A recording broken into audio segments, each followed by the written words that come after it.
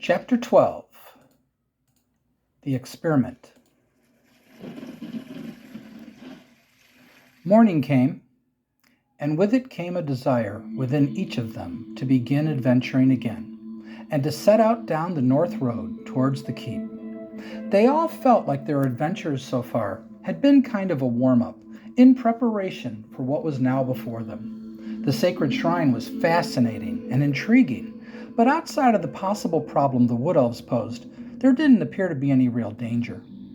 The moat house was dangerous, but it wasn't a threat. It was more just an exploration to determine what was there. The keep, however, sounded like a real threat, a real danger that wasn't going to go away by simply removing a few bandits or killing a few creatures. They all agreed. This sounded much more involved, and it wasn't just the reward that was offered, though clearly such a reward would not have been offered if the threat wasn't great. They had a feeling they might not be back to Duran for a while, but the evening prior is where their story continued first. Latia asked everyone how they all felt about leaving Laura an extra silver piece each in tips. They didn't just all agree, but some left 2 or 3. They also spoke to Carl, the bartender, who was also the owner of both the tavern and the inn. He was his usual friendly self and seemed to be a good man, but Latia was concerned after her conversation with Laura. The party just wanted to let Carl know that they all felt that the 4 girls who worked for him all did an amazing job, and that they doubted his place could survive without them, but that the place would most likely survive without him. Carl: "Oh, you won't get any argument from me. All those girls can handle the bar just fine, as well as the patrons in the inn, but I could never do all the work that they do. I'm deeply indebted to all of them." Latia: "Then show them that, Carl. Pay them more." Carl looked a little embarrassed. "Oh, well, I want to. I really do.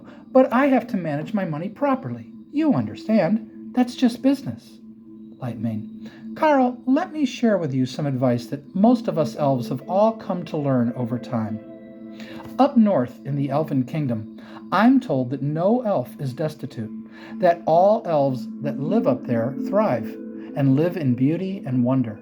You know why that is?" Carl just looked at Lightmane, waiting for him to answer his own question.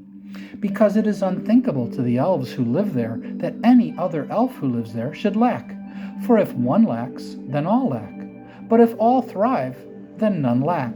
Do you see the beauty and simplicity of that philosophy?" Carl: "Sure, Lightmane, that sounds great. But that's not very realistic now, is it? But if it's really so great there, then why are you living here?" Lightmane: I ask myself that every day, but then I answer myself. I stay here because I believe I'm here to help make a difference. The elves in the Northern Kingdom don't need me. Oh, sure, I could go live there and live in their splendor with them, but then I'd be abandoning all who live in the rest of Forestera, where it's not quite so, shall we say, splendorous.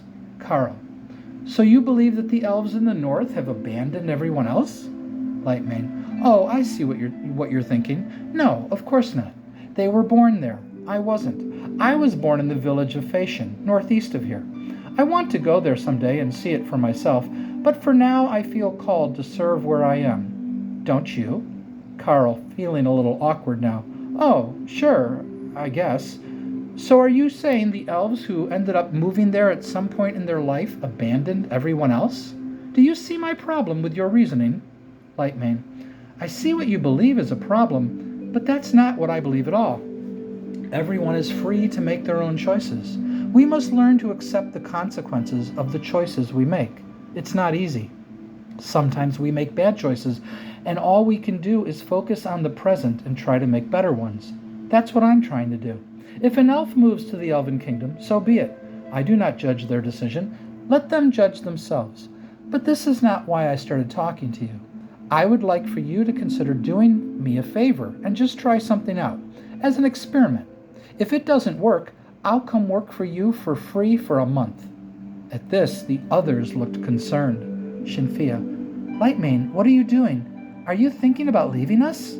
Lightmane turned to Shinfia. "No, of course not. We're a team." He turned back to Carl. "Pay the girls an extra silver piece a day. No, not just them. Pay all who work here an extra silver piece a day. Do that for a month and see what happens. I promise you I'll be back here. Maybe in a week or two. Maybe in a month or two. Maybe longer. I really don't know how long I'll be gone, but I promise I'll be back. And when I get back, if my experiment didn't work for you, I'll work for you free for a month.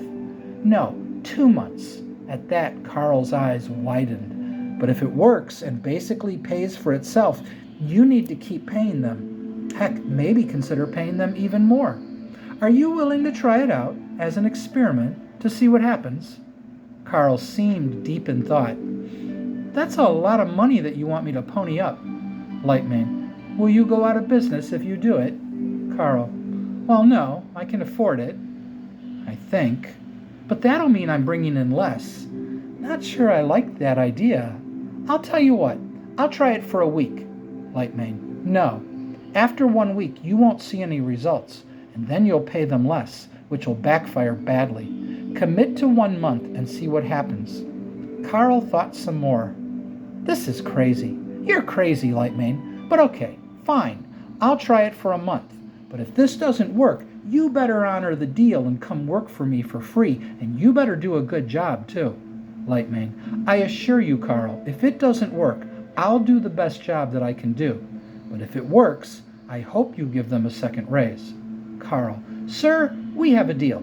See you all when you get back. Latia, Carl, it's not that we don't trust you, but could you let everyone know now, while we're here? We'd like to see the look on their faces, let alone know that you followed through. Carl just smiled at Latia. Okay, Latia, but only if I can get a hug. Latia looked at Carl rather suspiciously. Seriously, Carl? Carl, yes, and a kiss too. Now she just rolled her eyes. Hey, come on, I'm giving up a lot here. A hug and a kiss from a pretty girl would really make my day. Latia, rolling her eyes some more. Fine, but if you grab my butt, I'll slap you. Carl, smiling. Promises, promises. Latia walked over and hugged him and gave him a kiss on his cheek. There, feel better now? As she turned to walk away, Carl smacked her butt. Latia turned around, a little shocked. Carl just smiled. Well, I didn't grab it. Latia, you're horrible, you know that? She said while slightly smiling. Carl, no, I'm not. I'm fun and I'm harmless, and you all know that, because if I wasn't, this place would never have lasted. They all just looked at him. Okay, not totally harmless, but come on, I'm just having a little fun here. You all know I care about you, as I do about everyone who comes here and works here. Latia, just try to keep everything above board, okay? Carl, understood, dear. Will do. Carl called everyone to stop what they were doing and come to him for a minute, that he had something he wanted to tell them. Hey everyone, on the advice of some friends, I've decided to conduct a little experiment. For the next 28 days, I'm increasing all of your pay by 1 silver piece per day. I'll see how things go and determine what to do next, but for now, enjoy the increased pay. Truth is, this place can survive without me, but it can't survive without all of you. I need all of you, and I value all of you. So I hope this shows that. That's all I wanted to say. Obviously, everyone was quite excited at the news. Laura saw the party starting to leave and came over to them and thanked them all for their generosity, and then pulled Latia to the side. Laura, did you all have something to do with this? Latia, Lightmane did it. He convinced Carl to try it as an experiment, and if it didn't work, that he'd work for him for free for 2 months. Laura went over to Lightmane, shocked. Latia just told me what you did. Why would you do this? You're taking a big risk. Lightmane, I wouldn't take such a risk if I didn't believe it would work. I've seen it work before, and have heard many stories that support it. Laura, well, I don't know how to thank you other than to give you a hug. She moved to hug the elf. He seemed a bit hesitant at first, but then relaxed and gently hugged her back. Laura, kissing him now on his cheek. That's from all of us. Thank you. Thank you so much. My, I've never kissed an elf before. Your skin is very soft. He seemed quite shy in the moment. Oh, I hope I'm not embarrassing you. Lightmane, no, it's fine. I just want to see everyone do well and be happy." He turned to the others. "I think we should be heading out now, yes? We've got a long road ahead of us tomorrow." He said goodbye to Laura and the others and turned to leave. Laura spoke once more to Latia, though, before she left. "Can you help me with something?" Latia: "Sure, hon, anything. What is it?" Laura: "I'm just a little confused. Well, he didn't... How do I say this? When I hug a man, I can feel him becoming nervous. Heck, I've heard their heartbeat pound sometimes. But with Lightmane, there was nothing. It didn't seem to move him in any way. Is that because he's an elf?" Latia tried hard not to start laughing. "Probably. Elves don't get horny as easy as humans do. But when they do, I hear they can go for many hours," she said with a big smile on her face. Laura blushed and put her hand over her mouth. "Latia, oh my, are you and Lightmane?" Latia: "What? No. Oh, you thought I was implying that he and I... No, we're just friends, I assure you, Laura," she said, laughing a little bit. Laura: "So you and Carl, then?" Latia: "What? No." Latia seemed a little annoyed now. "What makes you think that?" Laura: "You two just embraced and kissed, and he slapped your butt." Latia: "Oh my God, you saw that?" Now she was laughing again. "Laura, I have no boyfriend or lover right now. I'm an adventurer. Now maybe at some point I'll meet a fellow adventurer and fall in love. Or maybe I'll fall in love with someone else and stop adventuring. And while Carl is a nice guy, sort of, even if I was interested, it would never work." Laura: "Why do you say that? Because he flirts too much?" Latia: "Well, that's not a huge issue for me, though it is a little bit. But no. The reason it would never work with me and Carl is because he would always be wondering if I had died, and I would always be wondering if he was with someone, since I was away so much. See the problem?" Laura: "Well, I'm here, and so is Carl, and we both like each other. So should I marry him?" Latia was quite surprised at what Laura just said. "Hey, am I supposed to solve that problem for you? Laura, you have to figure this out for yourself. But while it's important to follow your heart, you don't want to let your heart deceive you. We all want the same thing, to be loved, and to be loved unconditionally. Being a woman, I obviously don't have to explain that to you. It's the guys that don't fully get it, because they keep thinking with their wrong head." Again, Laura gasped and covered her mouth, shocked at Latia's candor, but she clearly wanted to ask her something else. Latia: "What? Come on, you clearly want to ask me something else. What is it?" Laura: "Okay, just don't get mad at me, but if you worked here, would you go out with Carl if he asked you to?" Latia sighed, but then thought for a moment. "Okay, it's not that simple, but... All right, yes. I would be willing to go out, but only to get to know him better, to see where it would go. I wouldn't sleep with him. I'd be willing to date, but only casually at first. Carl is a fairly young and attractive man, and a lot of women show interest in him, and he loves it. So if I worked here and he wanted to date me, I'd accept, but I'd proceed with caution. Until I saw that he loved me and only me, it would never progress any further. But Laura, that's what I would do. You have to decide for yourself what you would do. Don't hold me accountable for things I'm not telling. Don't hold me accountable for things. I'm not telling you what to do. I'm offering free advice, but in the end, it's you who makes your own decisions, not me." Laura: "Oh, I know, Latia. Don't worry. I'd never blame you, because I know you care deeply for me, and I feel the same for you. Heck, I almost wish we could date instead. So much easier than dealing with men." Now it was Latia who was blushing. Bale: "Has there ever been anyone in your life?" Sheila looked totally confused. Bale: "Oh, sorry. I meant romantically." Sheila: Oh, that." She sighed. "No, never.